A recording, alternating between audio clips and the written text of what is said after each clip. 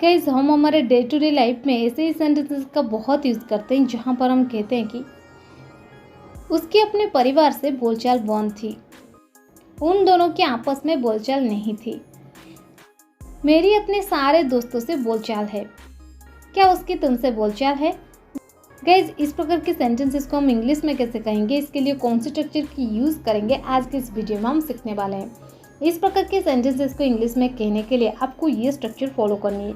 Structure में पहले आपको यूज़ कर देनी है सब्जेक्ट, इसके बाद हेल्पिंग वर्ब, हेल्पिंग वर्ब के बाद आपको यूज़ कर देनी है not and speaking terms with, इसके बाद नाउन या फिर pronoun.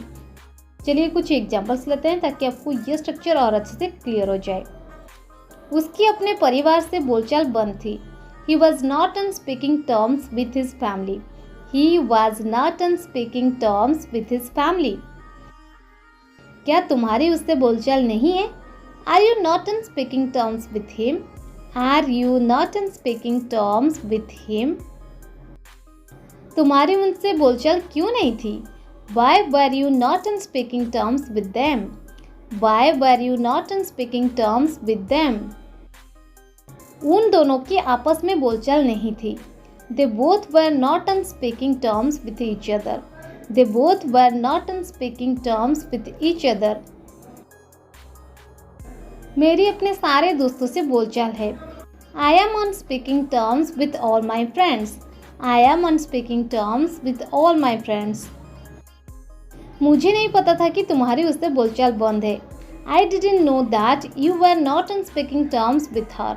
I didn't know that you were not on speaking terms with her.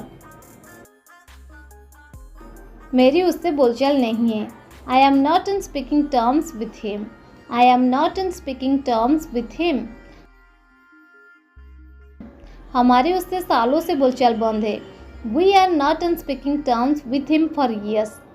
We are not on speaking terms with him for years. क्या उसकी तुमसे बोलचाल है? Is she on speaking terms with you? Is she on speaking terms with you?